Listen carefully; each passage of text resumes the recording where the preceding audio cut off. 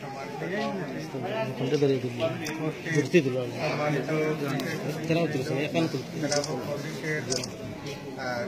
জেলা জেলা মহানগর মহানগর বিশ্বনাথ এবং বারাগঞ্জ উপজেলা শাখার সম্মানিত নেতৃবৃন্দ এবং সমবেত ভাইয়ারা, আমরা খেলাফত মজলিসের পক্ষ থেকে বন্যায় যে দুর্গত এবং দুর্দশাগ্রস্ত মানুষের পাশে দাঁড়াবার জন্য এখানে কিছু খাদ্য সামগ্রী বিতরণের আয়োজন করা হয়েছে।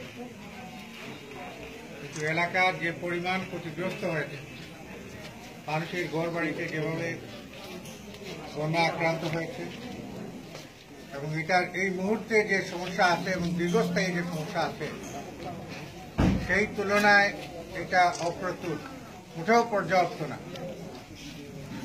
কিন্তু আমরা মনে করি যে আমরা যেভাবে মানুষের পাশে দাঁড়ানোর চেষ্টা করছি, এভাবে প্রত্যেকটা মানুষ যদি দায়িত্ব নিয়ে প্রত্যেকটা মানুষের পাশে দাঁড়াবার চেষ্টা করে, তাহলেই কেবলমাত্র এই সংকট দূর করা সম্ভব।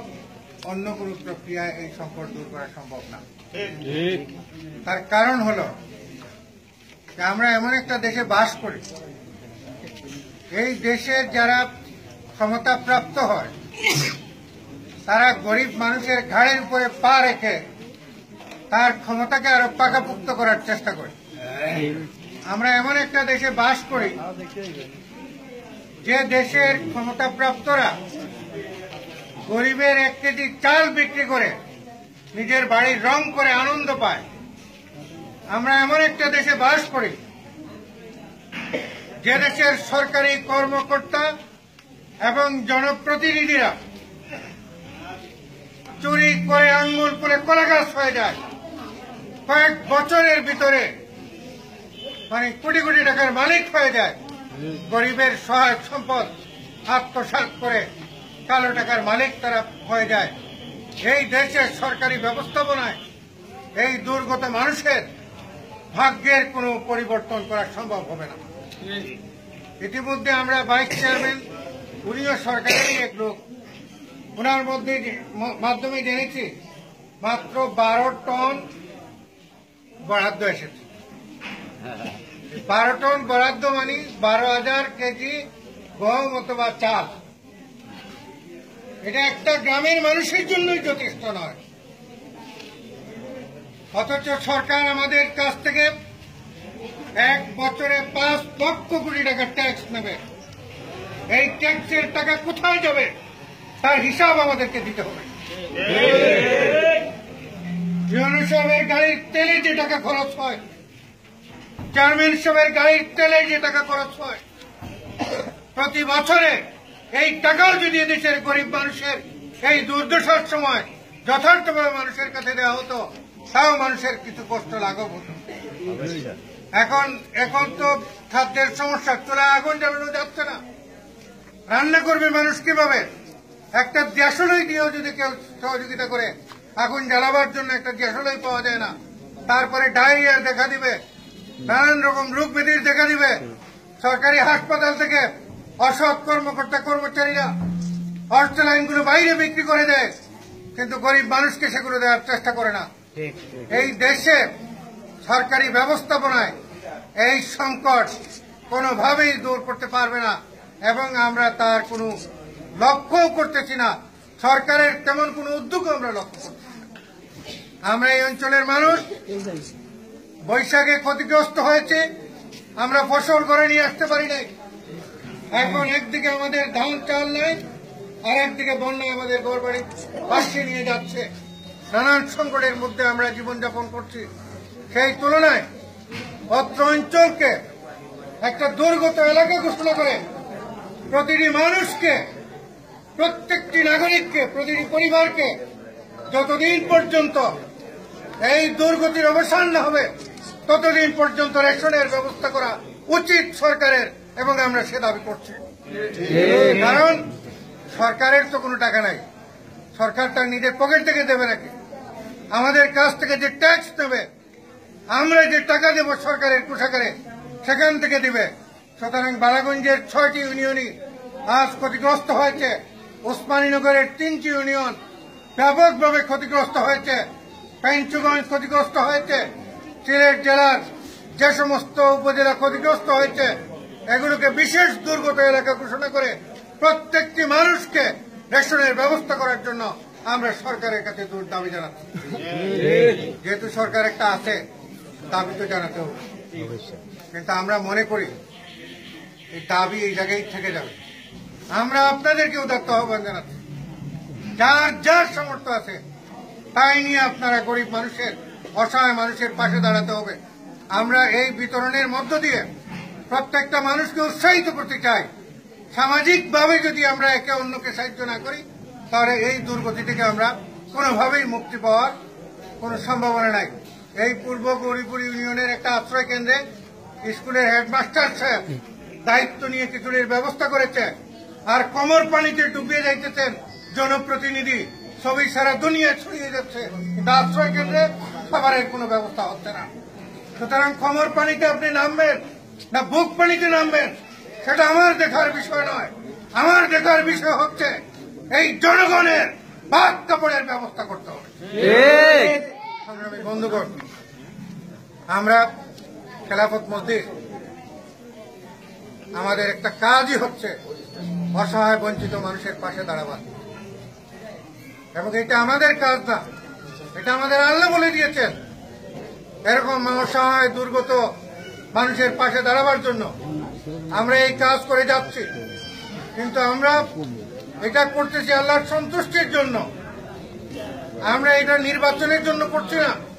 নির্বাচনের জন্য যারা করে তারা মনে করে এগুলো আপনারা 10 কেজি চাল দিলে এটা আপনারা ভুলে যাবেন। তারা মনে করে ইলেকশনের সময় টাকা 500 টাকা দিলে আপনার মনে থাকবে, আগের দিন রাত্রে 500 টাকা দিলে ভোটটা আপনি দিয়ে দিবেন। তারা এগুলো ধার ধারে না। আমরা মনে করি 500 টাকা দিয়ে বাজারে গিয়ে টাকা নিয়ে গরু ছাগল ক্রয় করা যায়, কিন্তু মানুষ ক্রয় করা যায় না। এই যে একটা কালো টাকার প্রভাব, টাকা দিলে ভোট পাওয়া যায়, এখান থেকে যতদিন পর্যন্ত আমরা মুক্তি না পাবো ততদিন পর্যন্ত আমাদের ভাগ্যের কোনো পরিবর্তন হবে না। সরকারের কোটি কোটি টাকা বরাদ্দ রয়েছে অসহায় মানুষের জন্য, একটি টাকাও যথাযথভাবে মানুষের কাছে যায় না। যা আসে অর্ধেক আগেই খেয়ে ফেলে, আর বাকি অর্ধেক কিছু দিয়ে আরো কিছু বাকি খেয়ে ফেলে। মানে জায়গায় পৌঁছতে পৌঁছতেই 3 ভাগের 2 ভাগ শেষ, আর 1 ভাগ কোনো মতে মানুষের কাছে যায়, তাও মানে কাকুতি মিনতি করে নিতে হয়। আমার নামে বরাদ্দ আসছে, আমি কাকুতি মিনতি করে নেবো কেন? সুতরাং আমরা খেলাফত মজলিস আমরা চাই যে এমন একটা সমাজ তৈরি হোক যে সমাজে একজন মানুষ আরেকজন মানুষের পাশে দাঁড়াবে। আপনারা জানেন সাহাবায়ে কেরামদের জীবনে 3 জন সাহাবী কাতারবন্দি অবস্থায় পানির পিপাসায় চটপটি করতেছেন, এর মাঝে আধা গ্লাস পানি আসছে। তো প্রথম জন বললেন যে আমার চেয়ে বেশি দরকার উনার, উনি বললেন যে আমার চেয়ে বেশি দরকার উনার। এগুলো করতে করতে 3 জনই শাহাদাত বরণ করেছেন, কিন্তু কেউ আগে পানি খায় নাই। আমাদের সমাজ এইভাবে গড়ে তুলতে হবে যে আমার চেয়ে আমার ভাই দরকার বেশি। এরকম যদি আমরা পরস্পর দাঁড়াইতে পারি ইসলামের শিক্ষাটুকু নিয়ে, তাহলে আমরা সামাজিকভাবে শান্তিতে থাকতে পারবো। আর সরকার হতে হবে হযরত ওমরের শাসনের মতো।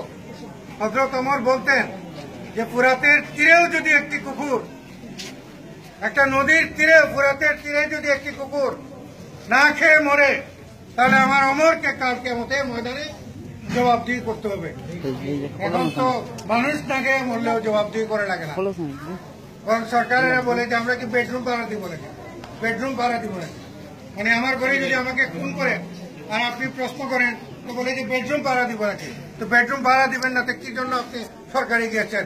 যখন ভোটের সময় আসছিল তখন বেডরুম না আমার বিছনা চাদর ধুয়ে দিবেন, এরকম তার কত কথাই আপনি বলছেন।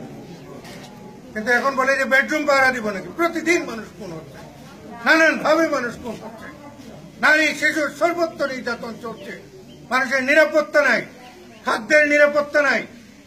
এখন এই যে অবস্থা তৈরি হয়েছে বাংলাদেশে, প্রায় মানে এই বৈশাখে বাংলাদেশের কোনো অঞ্চলেই ফসল করে নিয়ে আসা যায় নাই। আপনারা লক্ষ্য করেছেন চালের সংকট সৃষ্টি হয়েছে।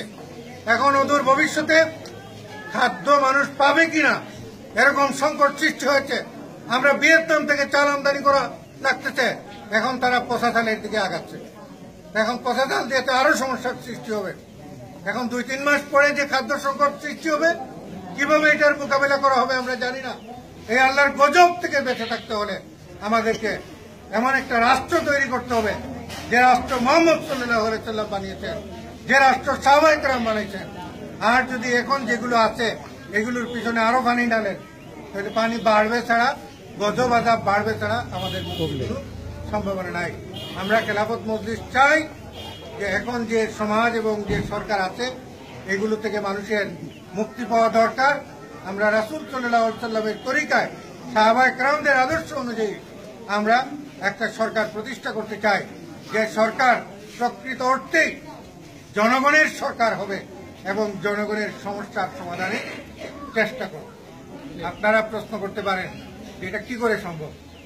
এটা সম্ভব, এটা সম্ভব কারণ আমাদের দেশে 1 টাকার জিনিস 500 টাকার ট্যাক্স দিয়ে 6 টাকায়, মানে 100 টাকার একটা জিনিস 500 টাকার ট্যাক্স দিয়ে 600 টাকায় কেনা হয়। আমাদের এমপিরা যে গাড়ি দৌড়ান দেখেন না, এক একটা গাড়ির দাম 4 কোটি 5 কোটি টাকা। বাংলাদেশের রাস্তায় 4-5 কোটি টাকার গাড়ি দৌড়ানোর দরকারটা কি? গাড়ি একটা হইলেই হইল। আপনি এই বালাগঞ্জ বাজারে যান, ক্রিম, তারপরে ওই যে স্যান্ড, এরকম প্রসাধনী যত টাকার পাবেন, চাউল ডাইল অত টাকার বালাগঞ্জ বাজারে পাওয়া যাবে না। আমার পেটে খাবার নেই, আমার এত প্রসাধনীর দরকারটা কি? এবং সব কয়টা প্রসাধনী বাইরে থেকে আমদানি করা লাগে, এই টাকা বিদেশ পাঠানোর দরকারটা কি? আমার দেশের মানে নদীর চরে এইভাবে সরিষার বীজ ছড়লে সরিষার গাছ হয়, খাওয়ারে গিয়ে এইভাবে ধান ছিটিয়ে দিলে ফসল হয়। এত উর্বর জমি থাকার পরে খাদ্য সংকট এখানে হবে কেন? এগুলোকে কাজে লাগাতে হবে এবং ভোগ বিলাসীর যত পণ্য আছে সব এখান থেকে উঠাই দিতে হবে। যে দেশের মানুষ খেতে পারে না, এখানে ভোগ বিলাসিতার কোনো প্রয়োজন নাই। এরকম একটা অর্থনৈতিক স্ট্রাকচার যদি আমরা তৈরি করতে পারি, তাহলে দেখবেন প্রত্যেকটা মানুষ সুখে শান্তিতে বসবাস করতে পারবে এবং কোনো মানুষের খাদ্যের সংকট হবে না, বাসস্থানের সংকট হবে না, চিকিৎসার সংকট হবে না। আমরা এরকম মেহনতি মানুষের জন্য একটি সরকার প্রতিষ্ঠার লক্ষ্যে